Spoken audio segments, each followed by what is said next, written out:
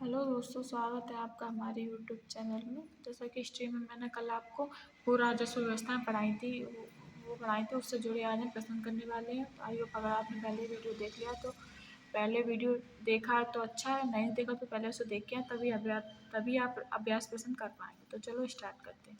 पहला क्वेश्चन है, निम्नलिखित में से कौन ब्रिटिश शासन के दौरान भारत में रैयतवाड़ी बंदोबस्त के प्रारंभ किए जाने से संबंधित था? रैयतवाड़ी, कल आपने अगर वीडियो देखा हो तो आपको याद हो चुका होगा अभी तक रैयतवाड़ी में किस किस ने कौन कौन संबंधित था रैयतवाड़ी से। रैयतवाड़ी से अलेक्जेंडर रीड, थॉमस मुंड्रो संबंधित। तो हमारा ऑप्शन हो जाएगा केवल 2 और 3।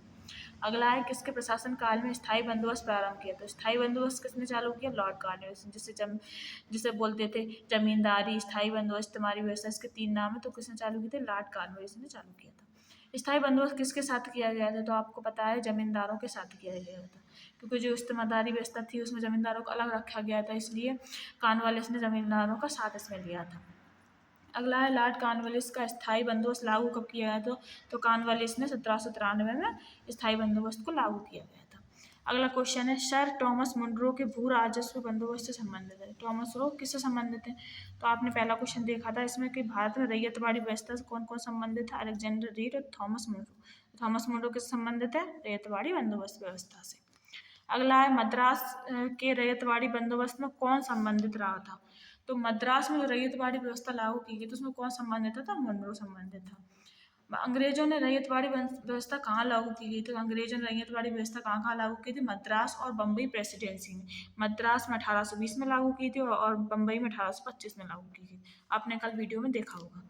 अगला क्वेश्चन है, ये आपके कल के टॉपिक से थोड़ा हटके, पर इसे डायरेक्ट क्वेश्चन पूछा, आर्थिक दोहन का सिद्धांत किसने दिया था? तो आप इसे डायरेक्ट यहीं पे याद कर लीजिए तो आपको याद हो जाएगा।